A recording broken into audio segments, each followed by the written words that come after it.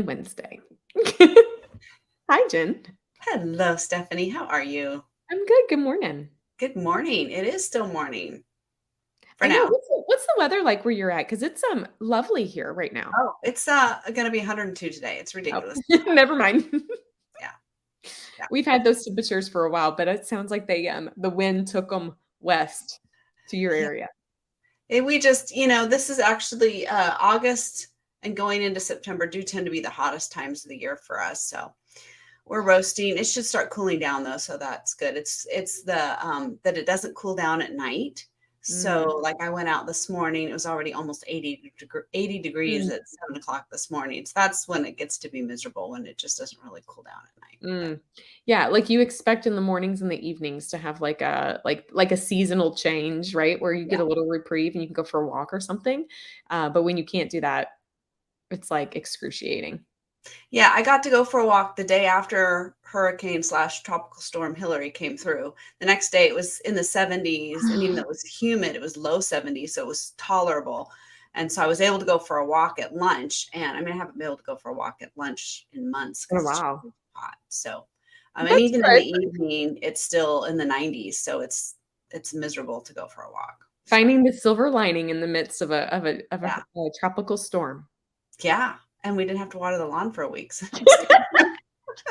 Oh, I love it. Looking for the bright side, for the yeah. bright side. I'm trying to Anytime we find can turn the water off outside is a good thing, it's a good because thing. that, water usage is such a big deal in Southern California. Even though we had a lot of rain this year, it's still always an issue. So if we Yeah. can keep the water off, so much the better.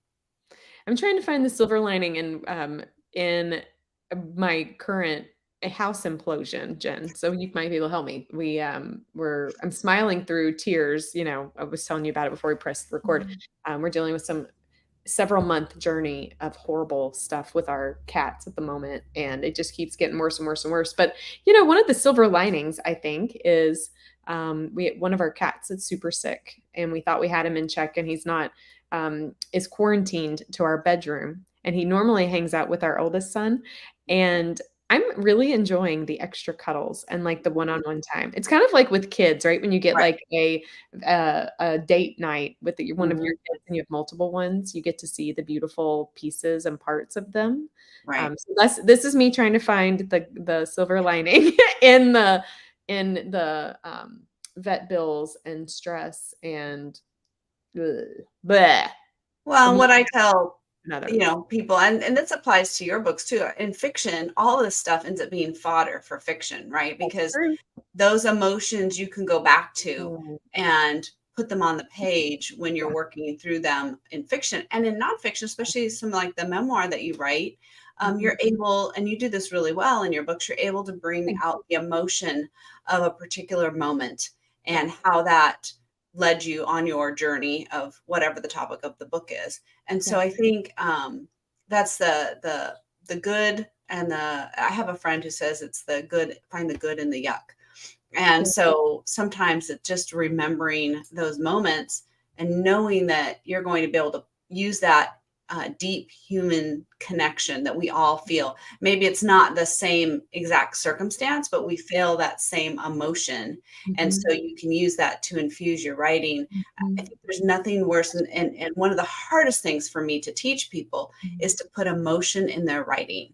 Mm, And for people that are much more cerebral, yeah. or or just want to write that way, getting them to just infuse some emotion. So one comment I write quite often is, Mhm. how does that feel? Yes. Right? How does that feel in Yes. the moment? What's their body doing in the moment? Where are they Mm, carrying that tension or that yeah. stress? And if we use these moments to Mhm. remember when we're writing, to infuse with the Yeah. difficulty, and the joy, and all of that, the joy seems to be sometimes easier Yeah. to write, but the difficulty, Yeah. then it makes that Yeah. common bond. I mean, Does. this is the brain science of writing, Mhm. is that the brain is trying to figure out, how do I navigate life? I Yeah. mean, that's kind of how it's got its Yeah. radar up all the time. And in books, when we show our protagonist Mhm. or our main character, or however we have it structured, Mhm. solving a problem in life, Yeah.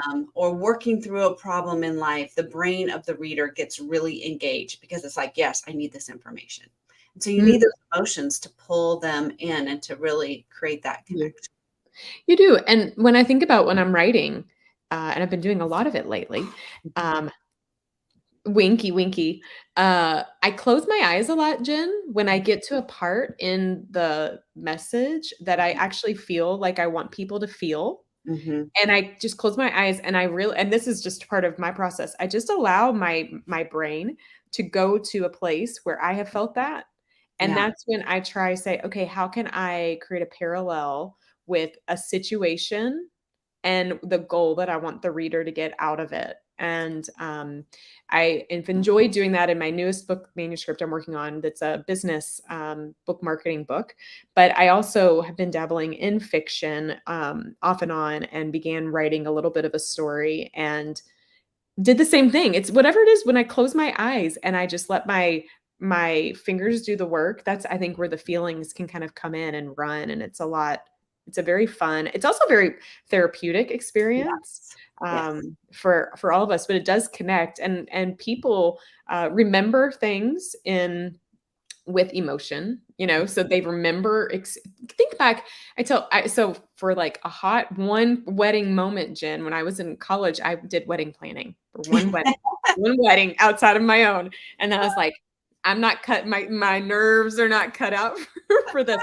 But I remember telling the bride, the feelings you have, these extreme emotions, are actually what you will remember Mhm. when the wedding's done and you look back at such a glorious day. And unfortunately, outside of the photos that can tell me this, I don't remember everything that worked well. I remember the funny things that happened. And Right. as 15, 14, 15 years later, like become hilarious for us. And I'm okay with that. If everything in life was always perfect, then our brain would not unfortunately remember that. It remembers the extremes, the extreme amazing feeling when your child is born, the extreme horrific sadness and grief when you lose, right? Like, and every feeling in between.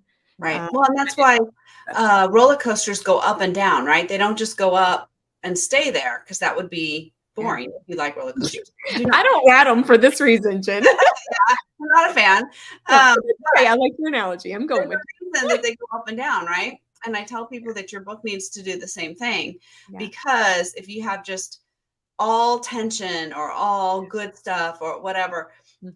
you need a break, right? Of Yeah. good and bad. And you need that combination because Mhm. that's how life is. And so Mhm. even when you're writing nonfiction, Yeah. as you're leading people through the Mhm. stepping stone of transformation, you need to give them glimpses Mhm. of the good, glimpses of what happens if you don't do Yeah. this, glimpses of where Yeah. what you're struggling with right now, how you can overcome it. You need that sense of motion as you're Yes. going through it because life is not just one thing. It is the Mhm. experience, and that is what we remember and grab Mhm. onto. And what a fun analogy that also plays into self-publishing and an emotional a roller coaster as well of trying to find Totally. the right places to go. Who do you trust? What do I Mhm. invest in? Where did I spend my money? What should I do next? Like these are all really great questions. And anyone that's listening live today, feel free to share in the post a comment. We'd be happy to answer your questions. But as those are coming in, Jen, I'm thinking about the several authors recently that I've spoken with who are investigating self-publishing, and I want you to as well. And I'm trying to find a nugget or two of some of the questions that they've asked me that are some common threads, and get your take on it. I want you to do the same. And so one that comes to my mind is that recently I was asked is, well, why should I like how why is there a stigma against self-publishing at some point? It's like, what is that stigma? Why is there? And how can I get past it? Mhm. And that has been a fun one to kind of move through personally. I mean, I have seen the good, the bad, and the ugly of what self-publishing can be. I've seen Right. how amazing it is when you do it professionally and you follow and work with trusted people who know what they're doing and you know what you're doing and you've done your research.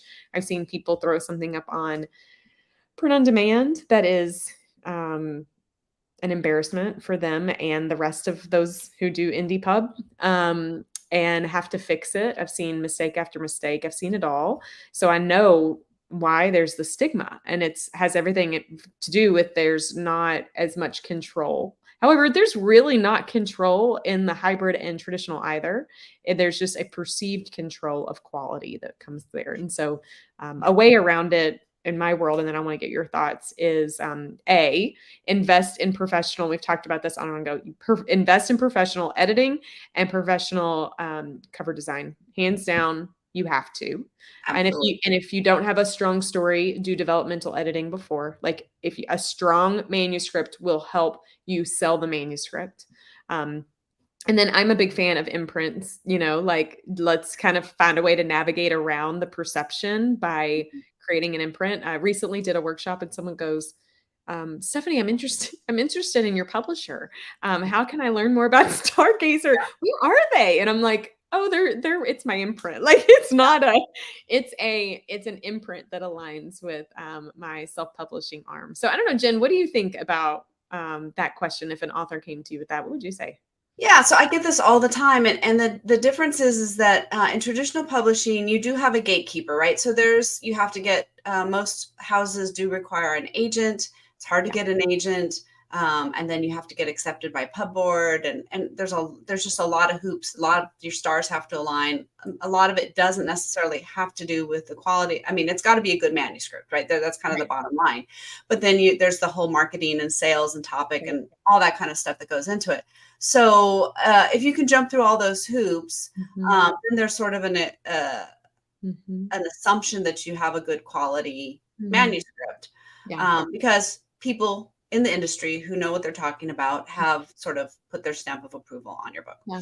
And I think that's sort of where that comes from. Whereas, as like you said, indie publishing, anybody can just throw up a Microsoft Word document on Amazon KDP and create a cover in Microsoft Paint. There you go, right?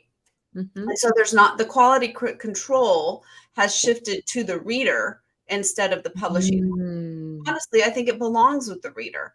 The reader is the one who's the person who's going to buy it and consume the book, and then they need to be the one that decides. But it means there's a lot to wade through, right? And so overall, and readers who have gotten burned a few times by downloading a book that just was terrible or was not what they expected, then they're going to get that sort of stigma. And I think the ways around that are exactly what you said. Yeah. Use an imprint. Make sure it's a quality, professional level product. Do not just upload a Microsoft Word document. Get professional cover design, get professional editing. It should look like a professional did it, just the same way that it did it in the publishing house, because they have professionals working on all those steps. Yes. You really do either learn to become a professional yourself. And again, there's so many things you just can't do. Right. Even though I've done this for 20 years, I still have 6 editors go over my own books. Yeah. So, you just have to, you're going to have other people on your team do it. And so to that end, I say, think about what are your goals? What are your goals for this book? What do you want to accomplish?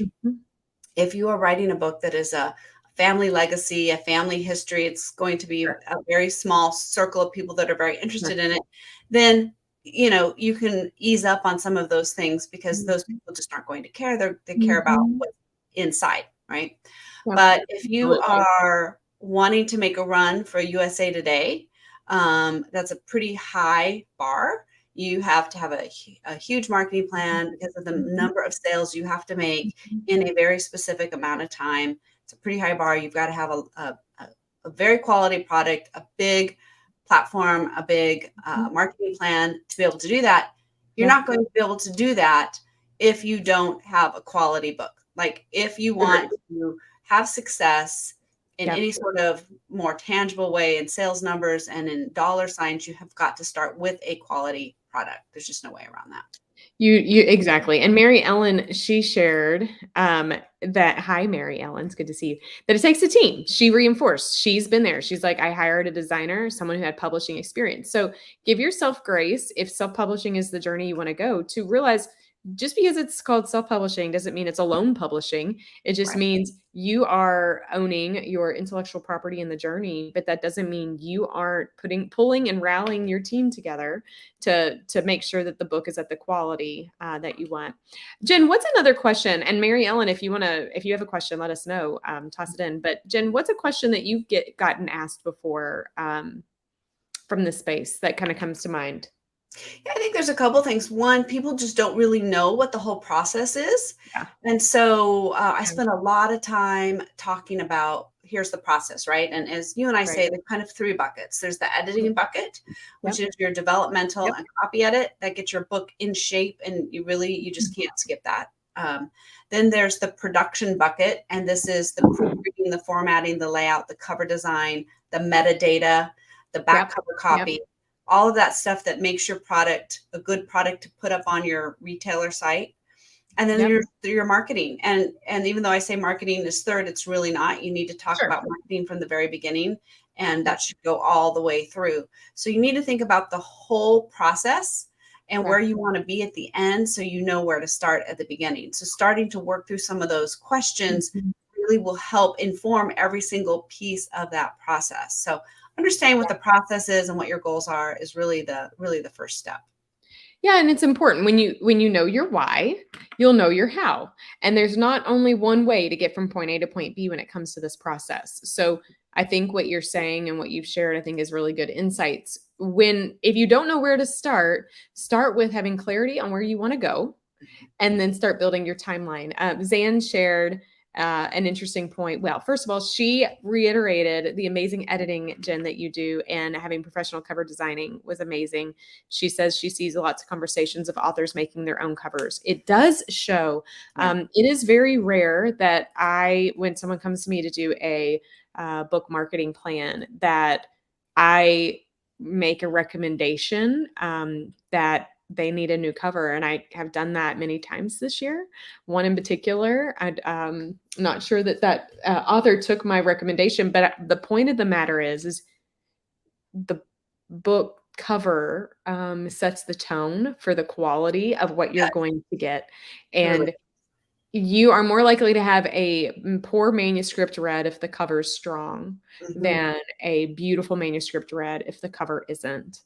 And it So, can be a good cover, but if it's not to market, and market changes. So my books I think they've had 2 or 3 different covers, because, the first couple ones I put up and then I kind of tweaked, and then, my original books have been out 5 or 6 years, so they need a freshening. So they appeal yeah. to a new audience. Styles change. And so even if you have something that's been out for a while, if you need to give it a boost, we did this in traditional publishing all the time. Perfectly great Right, covers. These are professional right. designers, but we launched a series and we're like, it's not quite hitting. I think we need to tweak it, go a different style, different angle. We would do that. We would put a new cover on a book and see how it responded to that. And so um, you have to be Mhm. willing to be flexible. I think Yeah. one of the problems I run into is people have some preconceived ideas of what they want, and then they're not flexible about moving off of that. Occasionally I'll get somebody who says, I need you to guarantee you can make me a New York Times bestseller. Well, nobody can guarantee you that. And particularly with the New Mhm. York Times, it's a curated list. They don't take Right. indies. It has to be a Right. certain number of sales from certain bookstores at a certain amount of time, and Mhm. generally costs about a $50,000 or $60,000 marketing budget. Yeah. So unless you Yeah. have that, Yeah. that one's in your court, right? And that assumes you have a fantastic manuscript and everything Yeah. else, right? So, Yeah, and don't get hung up on those accolades either, because it doesn't always mean what you think it means. well, and I will tell you, I know authors who have won big industry awards, and there's sort of a joke that they're a curse because your sales tend to go down. I mean, like, Mhm. it's kind of a funny thing that their sales have gone down Crazy. after they have gotten these awards. That's And crazy. who knows, there's no correlation there. I don't know, Sure. because by the time the award comes out, the book's been out a while, Sure. perhaps. Sure. But all of that to say is those things rarely move the needle on Mhm. sales. It's Mhm. just an ego thing, which is, again, it's not a bad Yeah. thing. You've worked hard. You should have some credit for the Yeah. work that you've Sure. done. but you have to be really careful Mhm. about making some of those things your goals. Most of the people that I know, authors I know that have made a dedicated run to the USA Today list, don't make money on it. They spend a lot of money Mhm. to make a run for Agreed. USA Today is something that does take indies, and they do work off sales Yep. from certain Amazon Mhm. and Barnes and Noble and Apple and Yeah. Google Play and stuff. So you can make a run for it, but it usually requires cutting your price, doing a big Oh, promo, working with it's other and people. it's yes. It's a lot, right? So Yeah. you're doing it for the accolade, but you're not going to make most of the time. I don't know anyone that's made money off of making a run for those sales. So you need to Yeah. be aware of what lever you want to pull and what you want to accomplish, Mhm. because if your goal is to make money off your book sales, then you need to actually have some different tactics. If your Mhm. goal is to distribute your book widely so a lot of people Mhm. can read it, that's a different It's a tactic. different tactic. You need to think about these things and be willing to be a little bit flexible and breaking away through some of your preconceived notions, because a lot of people do have these preconceived Mhm. notions that, well, I'm just going to write a book. A Mhm. traditional publisher is going to pick it up. They're going to pay Mhm. me a $50,000 Right. advance, and Right. then I won't have to work again. And Right. I don't, that just doesn't, it rarely happened to begin with, and it really Right. just doesn't happen anymore. Mhm. So, people want to go the traditional route. I talk all the pros and Sure. cons. It's not, for some people, that is a really particularly good option. Yeah. But for a lot of people, it's not, they're surprised at the result that will not get them where they wanted to go. So be a little bit flexible and realize that probably some of your preconceived notions are not accurate. Ooh, okay. So I think you just gave a good kind of a piece of advice. I think as we wrap up this discussion for the last month on self-publishing, let's each give a piece of self-publishing advice, like something that Jen we wish we would have known before we dove in. And if a new self-published journeyed author comes to us and asks us questions, many times we're giving advice. I'm trying to think of my best piece of advice. You just said be flexible. I think mine is realize that this is not about you. Your book is not about you. It is about your reader, and that does not feel that is not where you feel like it should be, and Mhm. yet it is. So it will go against your intuition, but when you focus on your reader and you become unapologetic, focused, almost passionate and obsessed about them, you'll make sure that you write a really good book, and really good books Mhm. have more of a potential to sell. Yeah, I would piggyback on that and say, do think of your reader and think about building a relationship with your reader. So that means, and this is a marketing tip, but build your email list from the beginning. Gotcha. Really have a nice conversation with your readers, give them value so they're looking forward to hearing from you, and really work on developing that super fan base of people that really are excited about your work and want to hear from you and want to buy your books and are excited about the next level of Yeah. books that you have coming out. Building that from the beginning, because it takes a long time. And Yep. It so does. I wish I had known more about that Yeah. earlier on. I had an email list, but I didn't really nurture it. I mean, I would go 5 or 6 Right. months without mailing them at the time.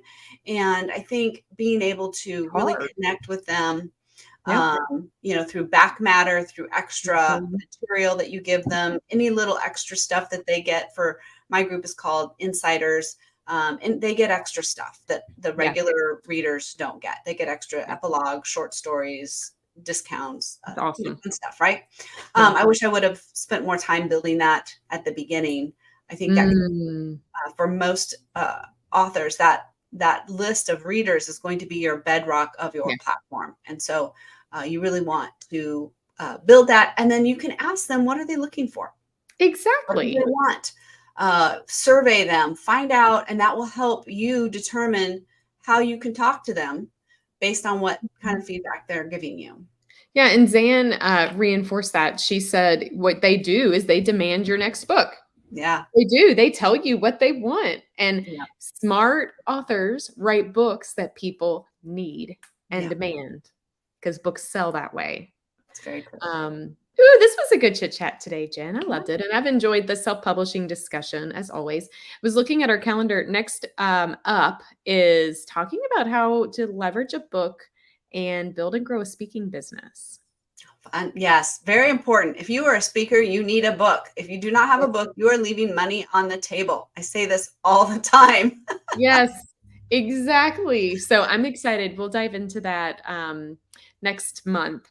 Between now and then, though, Jen, are you still reading that book over there? I'm still reading the idea of You're still reading that book over there. and it I takes me am, forever to get through it. well, I am not, what am I reading? I am not reading a current book. I mean, I have 1,000 of them opened, but I have not, I don't have something that's like inspired me at the moment. I have been at church digging deep into the Bible, and I've been pretty digging pretty deep into some particular scripture passages. And I'm trying to think of one in particular that pops out, but it doesn't. It's all always good. So reading can happen at any time and any place. So many things. I Right? really love audiobooks at night as I'm getting ready for bed, Mm. as I'm doing my stretching and things like that.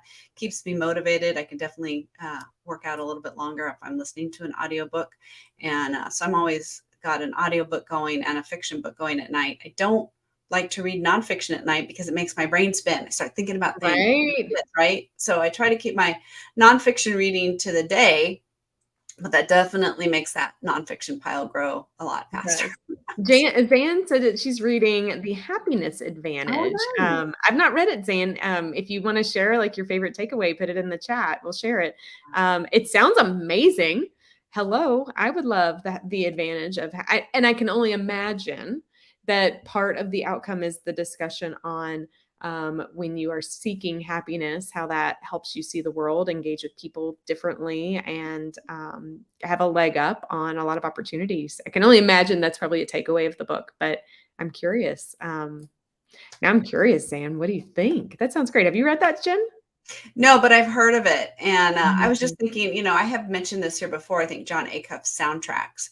And I Yeah. was recommending that to an author friend recently. And one of the things he talks about is, he calls soundtracks kind of those things that you say to yourself all the time.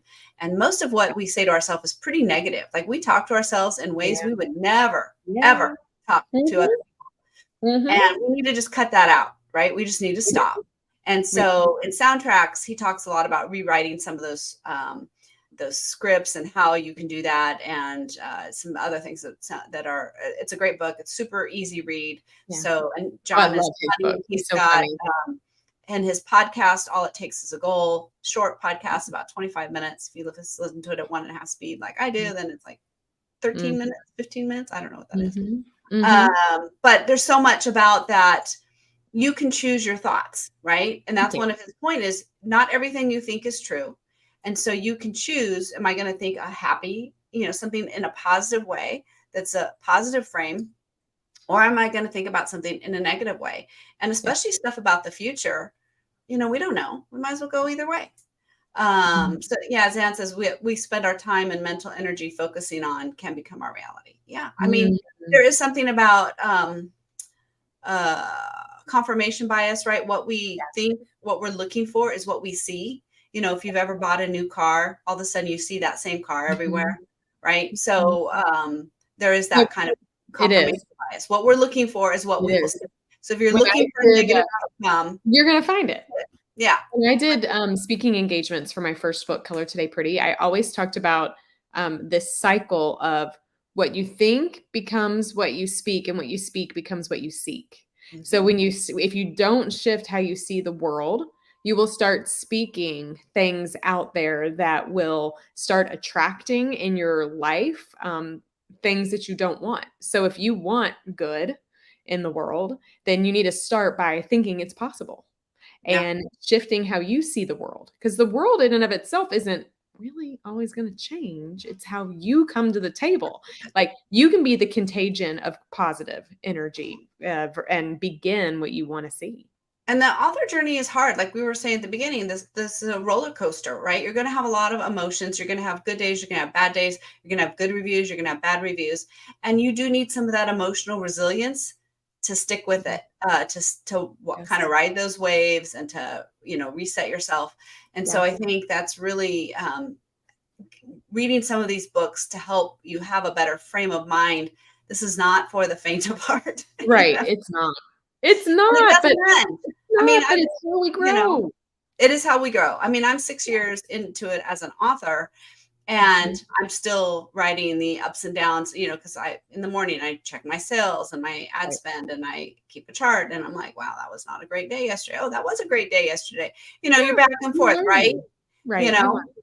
yeah. Right. And so you get, you need something that's not going to make your whole life go up and down based on the results of your sales or someone's comment Absolutely. or review or something like that. Which is why next month on speaking would be fantastic as a way to help you not live a life on the book sales and see your book as a conduit for more. So I hope you all join.